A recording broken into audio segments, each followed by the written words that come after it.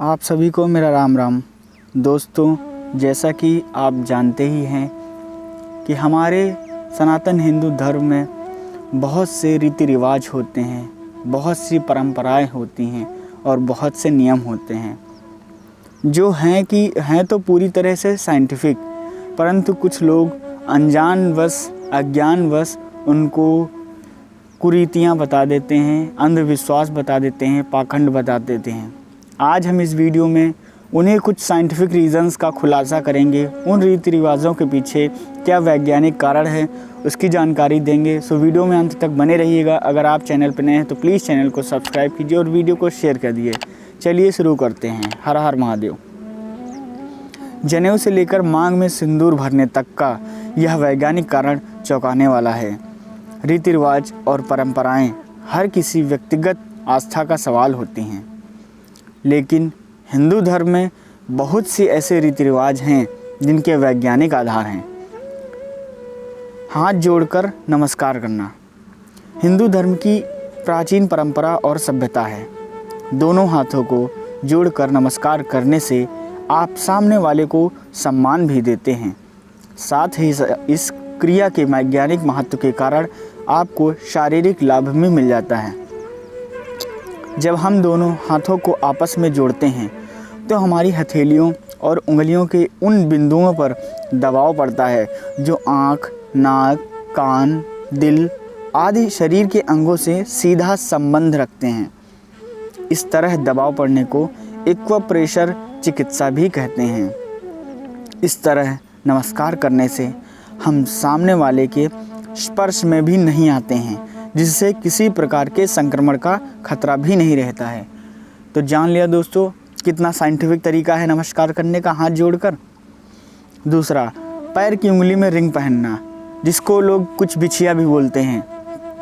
भारतीय संस्कृति का हिस्सा तो है ही, लेकिन इसके वैज्ञानिक फ़ायदे भी हैं।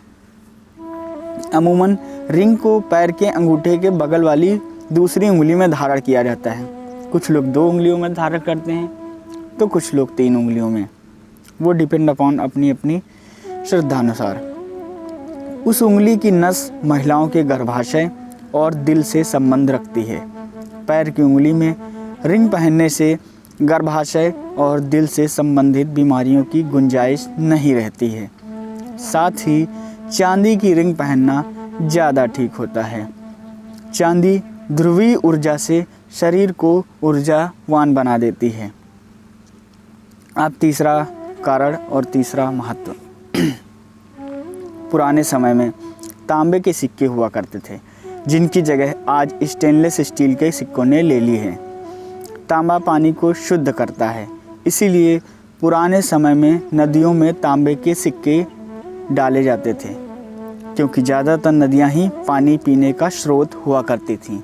परंतु आजकल लोग धर्म और संस्कृत समझकर ट्रेन से जब गुजरते हैं, कार से गुजरते हैं, जहाँ से भी गुजरते हैं, नीचे नदी दिख रही है तो उसमें सिक्के डाल देते हैं। वह ये नहीं जानते कि कौन से सिक्के डालने चाहिए। तो अगर जितने भी लोग इस वीडियो को देख रहे हैं तो उनसे मेरे हाथ जोड़कर विनम्र प्रार्थना है कि सिक्के ना डालें। सिक्के डालें यदि आपके पास तांबे के हों। नेक्स्ट, दोनों भौहों के बीच माथे पर तिलक लगाने से उस बिंदु पर दबाव पड़ता है जो हमारे तंत्र का सबसे खास हिस्सा माना जाता है। तिलक लगाने से इस खास हिस्से पर दबाव पड़ते ही ये सक्रिय हो जाता है और शरीर में नई ऊर्जा का संचार होने लगता है। तिलक लगाने से एकाग्रता में बढ़ोतरी होती है। चेहरे के मांसपेशियों में रक्त का संचार भी सही से होता है। तो कितना साइंटिफिक है तिलक लगाना। जितने भी सनातन हिंदू भाई बहन हैं, हम तो कहते हैं हर कोई तिलक लगा के निकले। ये हमारी पहचान भी है, हमारा गर्व भी है और वैज्ञानिक कारण और लाभ हमने बता ही दिया आपको। नेक्स्ट, मंदिर में घंटे या घंटियों का होने का भी वैज्ञानिक कारण है। घंटे की आवाज़ कानों में पड़ते ही आध्यात्मिक अनुभूति तो होती ही है, इससे एकाग्रता में बढ़ोतरी भी होती है और मन शांत हो जाता है। यदि आपका कहीं भी मन शांत ना हो रहा हो, किसी अच्छे मंदिर में जा कर के बैठ जाइए। थोड़ी देर बैठे रहेंगे, वहाँ भले ही चाहे लाखों की भीड़ हो, लेकिन मन की एक अलग ही शांति आपको प्राप्त होगी। मैंने तो बहुत अनुभव किया है। आप भी अनुभव ज़रूर कीजिए और अपना अनुभव कमेंट बॉक्स में ज़रूर शेयर कीजिए। शास्त्रों में कहा गया है कि घंटे की आवाज़ बुरी आत्माओं को मंदिर से दूर रखती है। घंटे की आवाज़ भगवान को प्रिय होती है। जब हम मंदिर में घंटा बजाते हैं तो करीब 7 सेकंड तक हमारे कानों में इसकी ध्वनि गूंजती है। माना जाता है कि इस दौरान घंटे की ध्वनि से हमारे शरीर में मौजूद सुकून पहुंचाने वाले 7 बिंदु सक्रिय हो जाते हैं और नकारात्मक ऊर्जा शरीर से बाहर हो जाती है। नेक्स्ट, भारतीय थाली में मसालेदार व्यंजन और मिठाई एक साथ परोसी जाती है, लेकिन मिठाई का सेवन हमेशा खाने के आखिरी में किया जाता है। ऐसा क्यों है जानते हैं। कहा जाता है कि पहले मसालेदार खाने से शरीर के पाचन तंत्र के लिए जरूरी पाचक रस और अम्ल सक्रिय होते हैं। फिर अंत में मिठाइयों के सेवन से पाचक क्रिया नियंत्रित हो जाती है। कितना साइंटिफिक रीज़न है।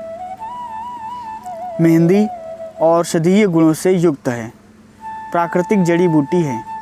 मेहंदी की महक से तनाव मुक्त होने में मदद मिलती है। यही वजह है कि शादियों या अन्य भारतीय कार्यक्रमों में मेहंदी को परंपरा का अहम हिस्सा माना जाता है। मेहंदी तो सभी माताएं बहनें लगाती हैं, शायद उसका कारण ना जानती हों। कमेंट में ज़रूर बताइए, क्या इससे पहले आप ये रीज़न जानते थे। नेक्स्ट और आज के एपिसोड में अंतिम है, भारतीय संस्कृति में धरती पर बैठकर भोजन करने की परंपरा। इसका वैज्ञानिक कारण ये है कि जब हम धरती पर दोनों पैर मोड़कर बैठते हैं तो इस अवस्था को सुखासन या अर्ध पद्मासन कहते हैं। इस प्रकार बैठने से दिमाग की उन धमनियों को सकारात्मक संदेश पहुंचता है जो पाचन तंत्र से जुड़ी होती हैं और पाचन तंत्र हमारा एक्टिव हो जाता है और भोजन करते ही हमारा समस्त भोजन पच जाता है। और जिससे जब बैठते हैं पद्मासन में या सुखासन में तो रीढ़ की हड्डी एकदम सीधी होनी चाहिए। कुछ लोग झुक के बैठते हैं, झुक के ना बैठिए। खाने को थोड़ा सा कुछ चौकी वौकी रख कर थोड़ा सा खाने को अपने ऊपर रखिए और आप ज़मीन में बैठ जाइए, जिससे आपकी रीढ़ की हड्डी सीधी रहेगी तो आपका शरीर एकदम सुखमय रहेगा, पाचन तंत्र एकदम सटीक रहेगा और तंत्रिका तंत्र भी बहुत अच्छा रहेगा और उसका कनेक्शन भी बहुत अच्छा रहेगा।